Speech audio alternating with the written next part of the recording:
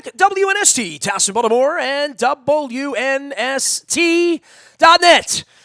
Tell you what, it's crazy times right now with most things being shut down. We do have some great sponsors with curbside service and takeout, and make sure you're supporting any one of our sponsors that are around. We're trying to keep calm and stay local, and no one's more local than this guy to me. He is my neighbor, once my city council representative, and now a partner at Margrave Strategies. But more importantly, I think when the O'Malley brothers, or one of the O'Malley brothers, handed me the Keep Preakness in Baltimore hat, they didn't realize I'd be putting it on the Cole Roofing Strategies, or Cole Roofing hat, along with the other Bill Cole from Margrave Strategies, talking about the Preakness and how to keep the Preakness in Baltimore.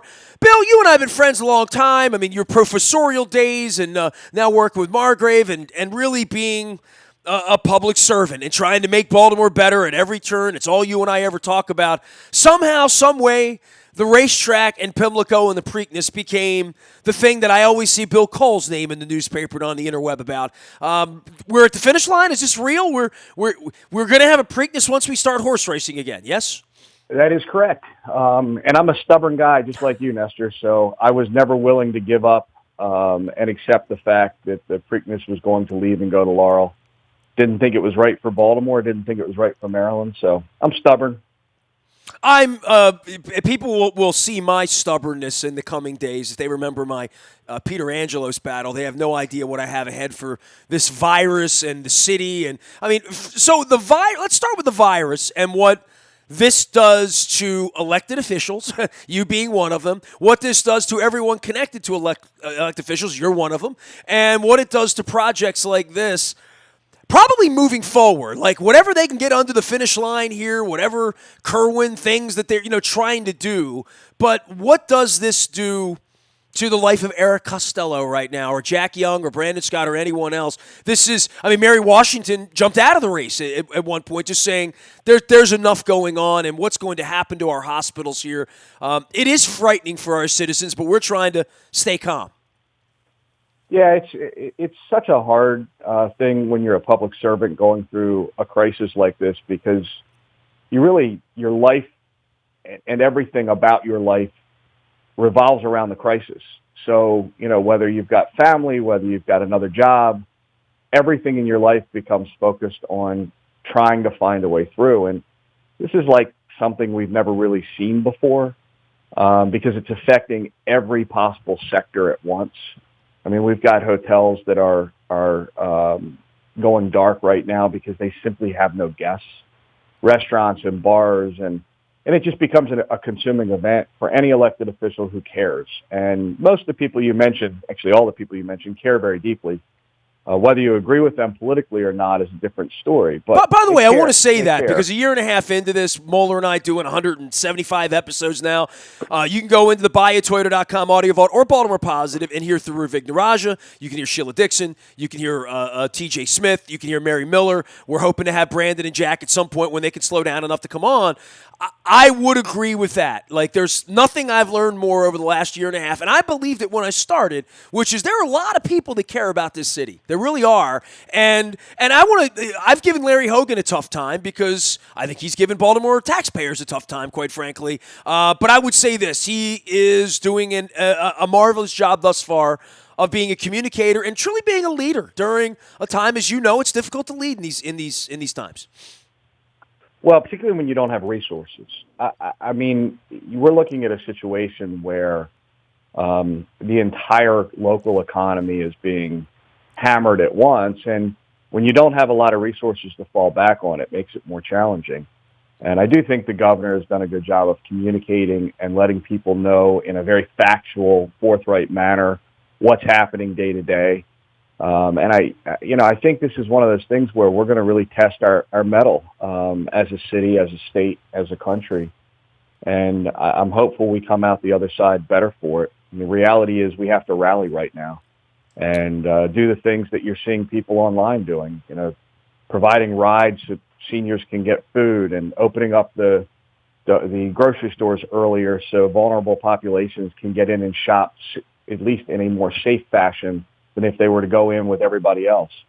That's kind of what makes America I think, great, and one of the things that I'm going to continue to focus on. Bill Cole is here. He's a partner of Margrave Strategies, former councilman, and always sort of lifting the arm for Baltimore, also at the University of Baltimore. We both share that, and we both live on the same street, actually, in the city and right around the corner, and we talk about the things that could happen or bad things that could happen here in the middle of this. You put a negotiation together to keep the Preakness in Baltimore, just as my pin on my head says. Let's talk about that, in its own bubble outside of what's going on with the virus. And all this time you thought the race was going to be held 8 weeks from now, and then the Derby goes down, and here we go with, a national pandemic. The race and the times it was close to not being saved, the times it could be saved, where is it now? What should every Baltimore person that loves racing, loves horse racing, loves the Preakness, person like me, what do I need to know right now without having to read all the small print about what this transfer is going to mean?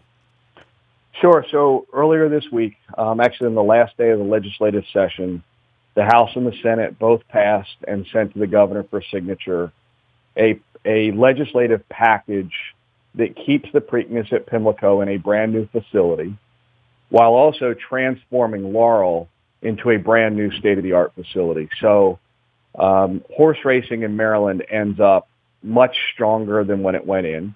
Baltimore gets to keep the Preakness right at Pimlico in a brand new, much more modern facility. And Nestor, people are consuming sports so differently now than they used to. Well, they're not at all right now. Well, to some degree, we've said throw all these stadiums away and these college teams and Title IX. We'll just make sports go away. It sort of sounds like something some Liberian president would do, right? No sports for our people. We must concentrate. And then we're thinking, wow, man, we've had sports gone for a week, and you realize how I've been able to pay my bills and do what I do for a living, and why we fought for a baseball team and a football team, all these things. Because when you have it taken away for a week, for the first time in 51 and a half years of my life, you realize you're not the only one that misses it, right? I mean, it's sort of in the DNA of our culture here, right, to have it taken away. So, and Pimlico's an important part of that. And I think the one thing that we never talk about here, and I had Harford County Executive on,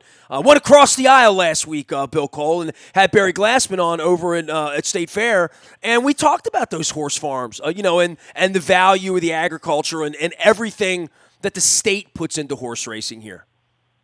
Yeah, and Barry is one of the kindest public servants in the state of Maryland and a very dear friend, so I'm glad you had him on. And he's right. I mean, the reality is horse racing is an institution in Maryland that dates back to colonial times. The Maryland Jockey Club is the first franchise and sports organization in the country. George Washington was a member. I mean, this goes back to our roots. The horse racing industry itself is a very important preserver of open space. 700,000 acres of land is directly dedicated to industries that support horse racing and the horse industry. That's important. If you've seen, as you've grown up in the Baltimore metropolitan area, you've seen these rural areas slowly become suburban, and so slowly you see the townhouse communities pop up. And that's to the detriment of the urban areas, frankly. People move out and you have this sprawl. So horse racing has been a really good preserver of open space in Maryland, and it employs tens of thousands in the entire industry. And there were a lot of reasons that I fought to keep it here, but the reality is it's part of our DNA. The Preakness at Pimlico is part of Baltimore's DNA, and you and I have lived through so many events over the years where parts of us have been taken away, and we get to keep the Preakness now. Well, I mean, from the Colts to whatever the Orioles are going to become, and now there's no opening day this week, and for the city, big picture here, pandemic, what are you telling your wife? What are you telling your kids? Did you do any insider trading? I'm just kidding. Back January. This has been quite the scandal all the way around, right, where the President of the United States is calling it a hoax. We wake up on Friday morning to find out that the same senators that allowed him to basically not go to jail 4 months ago were the same ones in January reaping millions of dollars of rewards. This is just the beginning of sort of a referendum on truth, a referendum on integrity. We're about to go through that in our mayor's race, and we've been talking about that as Sheila Dixon leads. To some of these polls, at least. I don't believe in any of the polls. I've had Arbitron 30 years, Bill.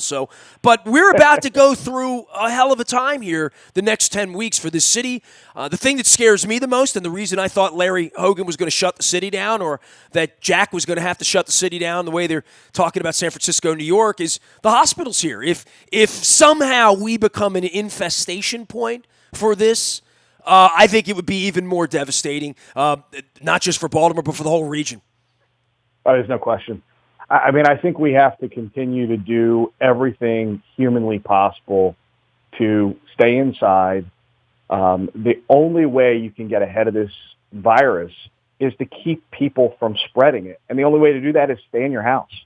Only go out if it's absolutely necessary and minimize your exposure to others. And I know, you and I on social media the other day were commenting about the number of people in our global networks that still think this is a hoax. By the way, I thought you were the other Bill Cole, by the way. So I have two Bill Coles in my life. When I saw William Cole, I'm like, I had to click and figure out which one it was, and I realized it was you because I thought it was the other one, by the way. I had breakfast with the other one on Monday, by the way, so we do get together. Well, I knew it was one of you, It gave me a hard time on my Facebook page, Nah, but the reality is there are the people that are out there that are still saying that this is some hoax and some concocted thing. Yeah, they're the same people that attend these hate rallies up in Hershey, Pennsylvania. You know what I mean? Yeah, they believe what the Orange King tells them, and we are finding out that this is going to get us killed.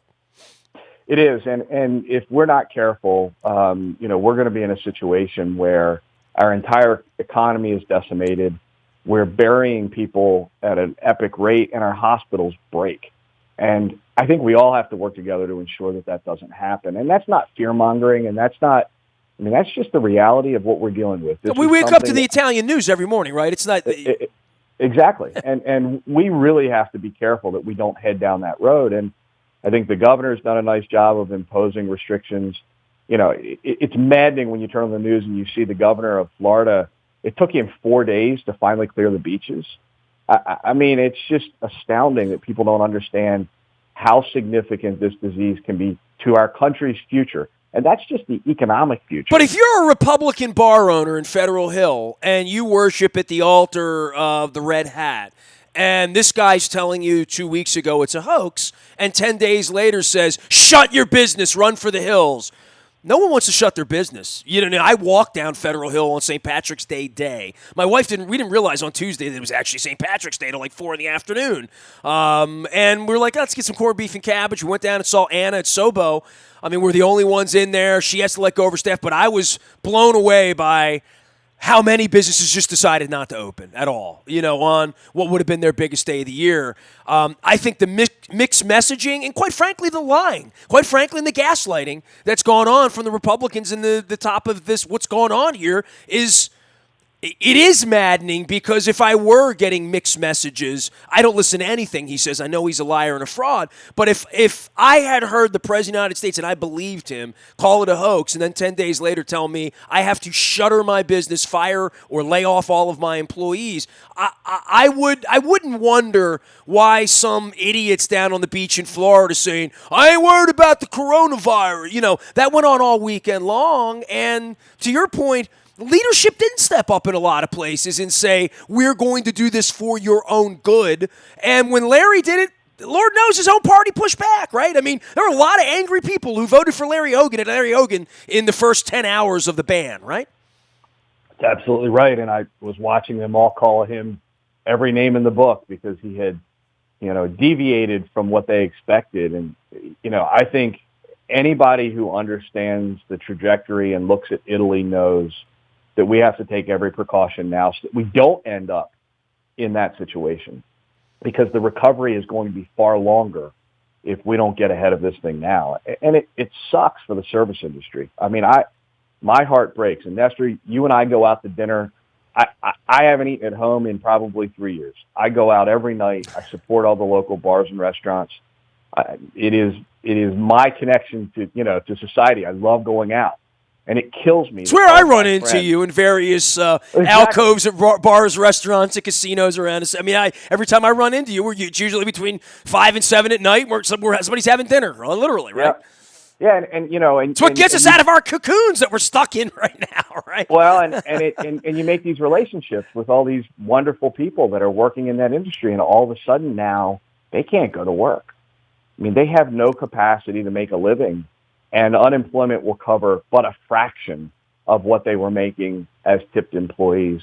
And it breaks your heart because there's not a lot we can do. We need the federal government to step up in a way that protects them as well. If you think about these bailout packages, they're talking about the airline industry, and they're talking about the cruise industry. I mean, the cruise industry, are you kidding me? That's just the biggest joke. I mean, we should be focusing on the people that have been serving our meals and have made a living in that industry for a very long time.